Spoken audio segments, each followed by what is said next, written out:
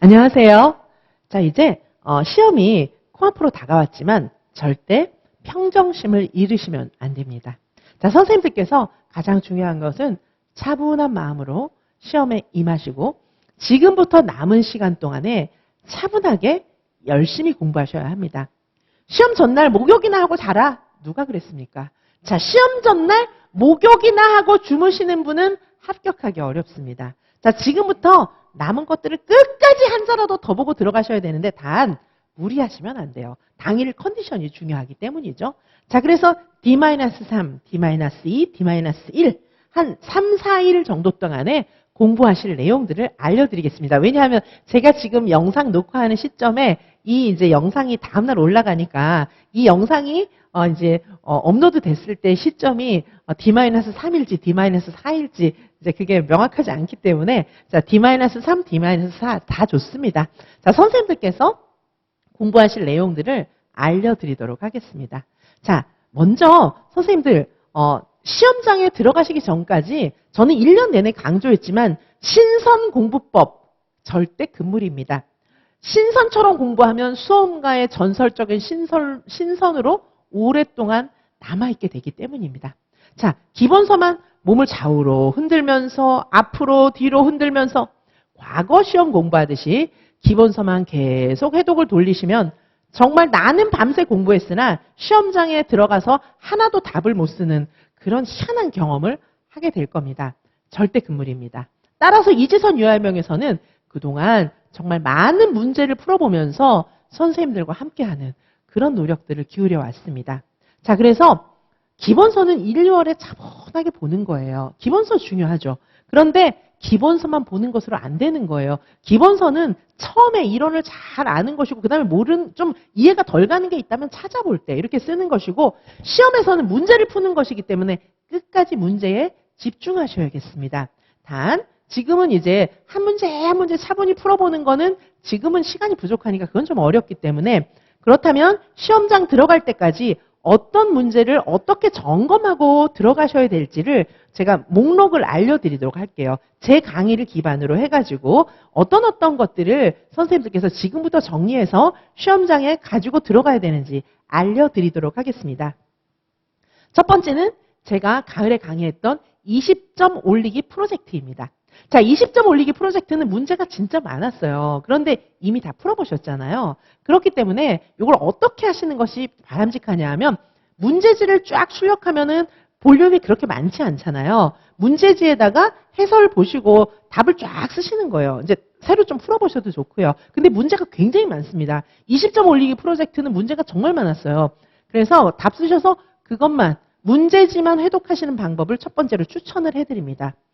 왜냐하면은 문제지만 볼 경우에 장점이 있어요. 어떤 장점이 있냐면 문제의 지문까지 같이 보고 그리고 두께가 얇다. 저는 해설지가 굉장히 두껍거든요. 해설 자료가 뭐 한 회차당 수십 페이지씩 되니까 그거를 다 넘겨보실 수 있으면 좋겠지만 시험장에 가지고 들어가기엔 조금 너무 두꺼운 것 같아요. 그래서 문제지에다 답을 쓰셔가지고 그거를 해독을 한번 돌리시고 시험장에 갖고 들어가시는 거 일단 추천을 해드립니다.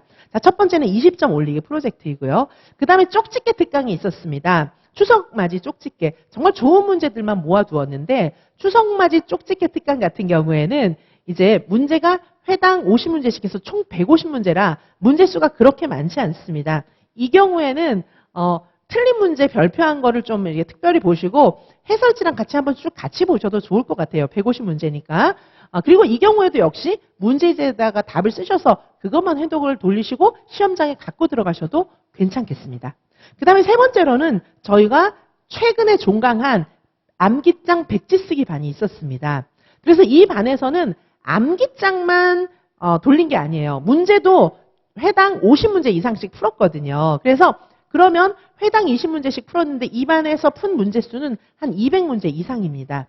따라서 이 반 역시 문제지에다가 답을 쓰셔서 그걸 갖고 들어가시는 방법이 있습니다. 물론 암기장과 함께 암기장과 그 다음에 문제 쓴 거 있잖아요. 문제지에다가 문제지를 출력해서 문제지에다가 답을 쓰셔가지고 암기장과 문제지를 함께 시험장에 들고 들어가시고 지금부터 그거를 조금 보시는 방법도 있습니다.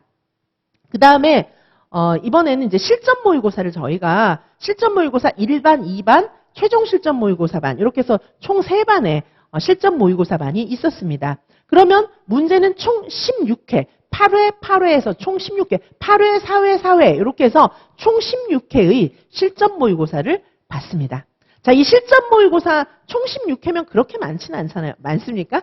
그렇게 많지는 않잖아요. 그래서 이 총 16회의 실전 모의고사를 선생님들께서 또 답을 다 쓰셔가지고 문제지에다가 그거를 이제 회독하면서 갖고 들어가시는 방법도 있는데 이 모든 지금 제가 문제지에다가 답 쓰고 이렇게 문제를 돌리는 방법을 말씀드렸는데 이 모든 문풀반의 공통사항은 뭐냐 하면 선생님들께서 틀렸던 문제를 혹시 체크해 두셨다면 오답을 해 주신 것이 있다면 오답은 반드시 한번 돌려주시기 바라겠습니다.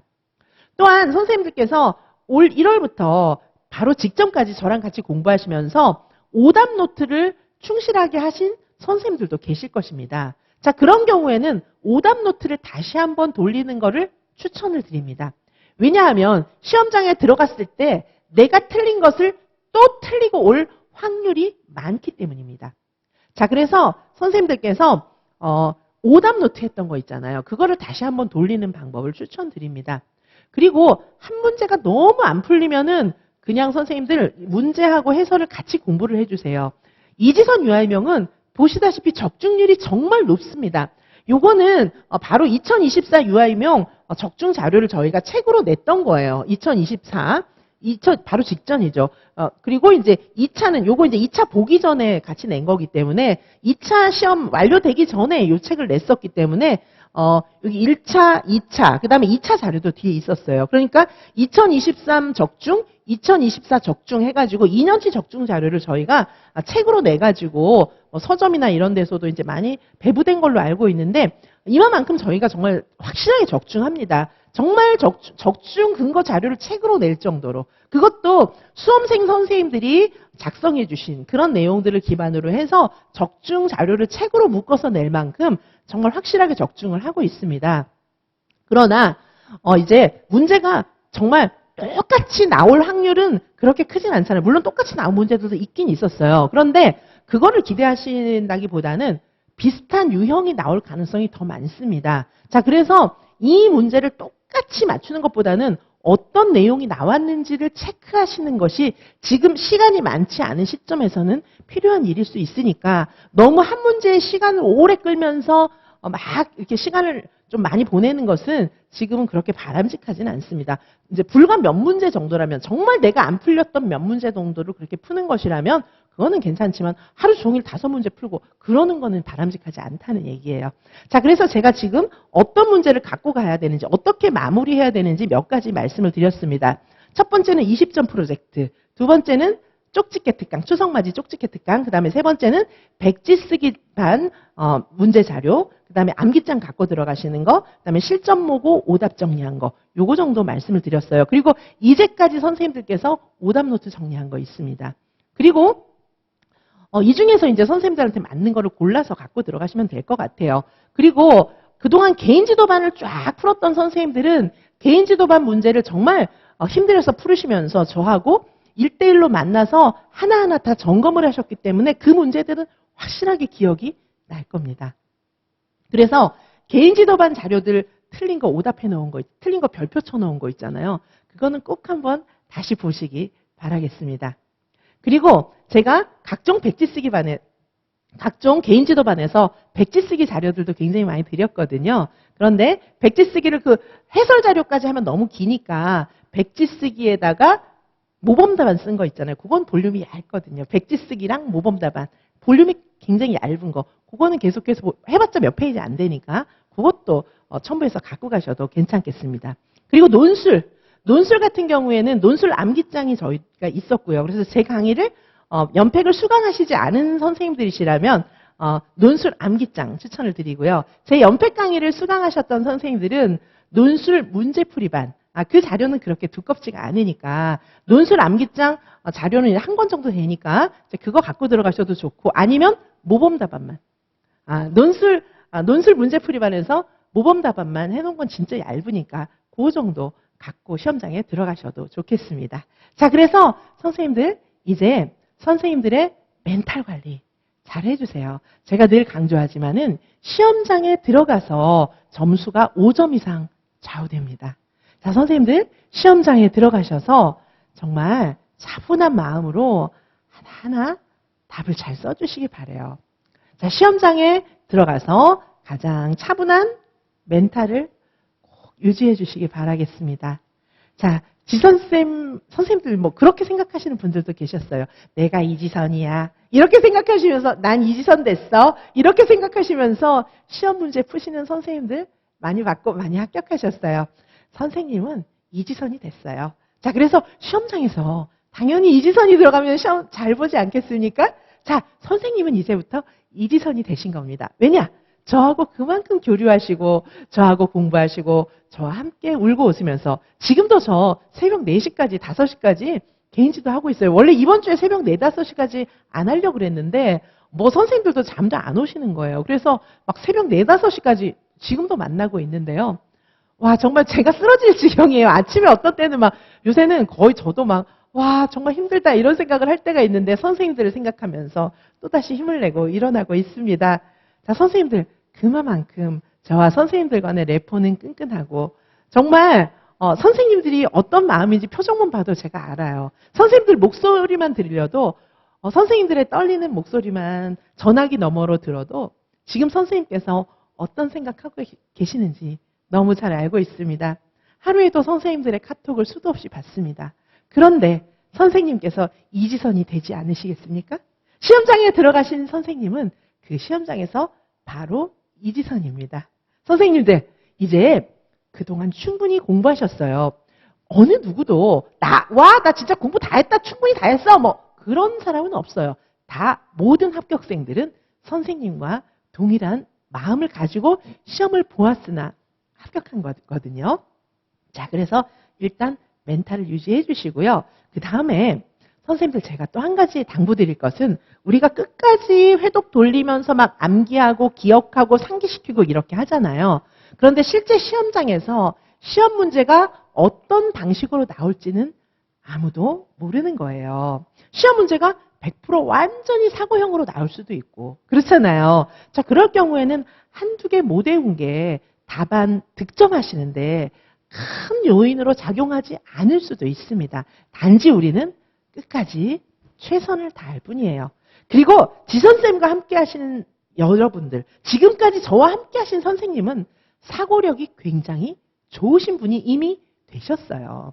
다른 사람들이 모두 다 갈 바를 몰라 우왕좌왕 할 때 우리의 문제는 이와 같이 적중했고요. 그리고 선생님은 또 저와 함께 충분히 사고형 문제를 풀어보신 바로 그런 선생님이십니다.